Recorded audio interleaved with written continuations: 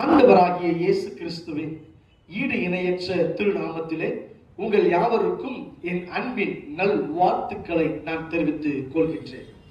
இந்த நாள் தியானத்திற்காய் தெரிந்து கொண்டதான வேத வசனம் 44வது அதிகாரம் 28வது வசனம். உன் மீறுதல்களை மேகத்தை போலவும் உன் பாவங்களை கார்மேகத்தை போலவும் அகற்றிவிட்டேன். என்னிடத்தில் திரும்பு, நான் உன்னை மீட்டுக் கொண்டேன். இந்த நாளிலே கர்த்தர் சொல்லுகிறார், நான் உன்னை மீட்டுக் கொண்டேன்.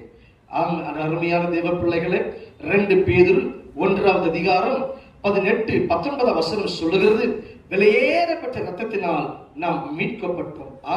நம்மை அவர் விலையேறப்பட்ட ரத்தத்தை சிந்தி நம்மை ஆண்டவராகிய இயேசு கிறிஸ்து மீட்டெடுத்திருக்கிறார். யோனாவை குறித்து ஆராய்ந்து பார்க்கும் பொழுது தேவன் யோனாவுக்கு இப்படியாய் சொன்னார், நீ தர்ஷீஷுக்கு நினிவேக்கு போ என்று சொல்லி. ஆனால் யோனாவோ தர்ஷீஷை தெரிந்து கொண்டு அவன் தர்ஷீஷுக்கு நேராய் கடந்து போனான். தேவ சமூகத்தை விட்டு விலகி போனான். நடைபெற்றது தெரியுமா? பெருங்காற்றை கர்த்தர் வரவிட்டார். எனக்கு அருமையான தேவ பிள்ளைகளே, இன்றைக்கு ஒருவேளை உங்கள் வாழ்க்கையில பெருங்காற்று வீசுகிறதா, ஒரு கொந்தளிப்பு காணப்படுகிறதா? ஏன் இந்த கொந்தளிப்பு என்று குழம்பிக் கொண்டிருக்கிறாயா?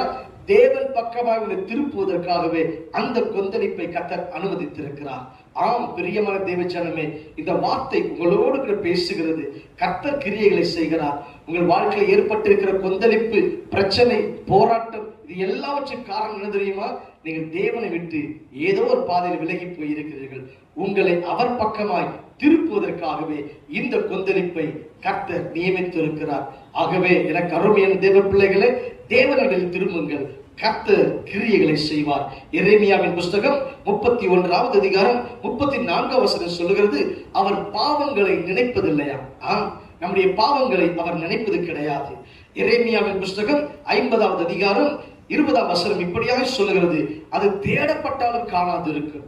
எனக்கு அருமையான தேவ பிள்ளைகளே, நம்முடைய பாவங்களை அவர் நினைக்கிறதில்லை, அதை அவர் கண்டுகொள்வதும் இல்லை.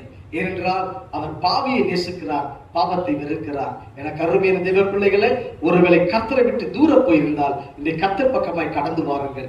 எப்படி இளையகுமாரன் வரும்பொழுது, தூரத்தில் வரும்பொழுது தகப்பன் இவன் தன் மகன் தான் என்று சொல்லி கண்டு கொண்டு வேகமாய் ஓடினான் அல்லவா?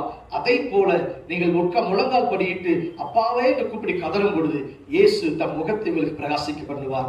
கர்த்தர் தாமே உங்களை ஆசீர்வதிப்பாராக. நிச்சயமாய் தேவன் ஆசீர்வதிப்பார். நான் ஜெபிக்கட்டுமா? மகா இரக்கமும் கிருபையும் நிறைந்த நல்ல ஆண்டவரே, ஐயா, இந்த நிகழ்ச்சியை பார்த்து கொண்டிருக்கிற ஒவ்வொரு பிள்ளைகளுக்காக நான் ஜெபிக்கிறேன். தேவகரம், கிருபையின் கரம் கூட இருப்பதாக. ஒருவேளை வியாதியோடு பலவீனத்தோடு யார் பார்த்து கொண்டிருந்தாலும் அற்புதத்தை செய்வீராக. ஐயா, உம்மை விட்டு தூரம் போயிருக்கிற பிள்ளைகள் உப்பக்கமாய் திரும்பி வருவதற்கு தேவன் கிருபை பாராட்டுவீராக.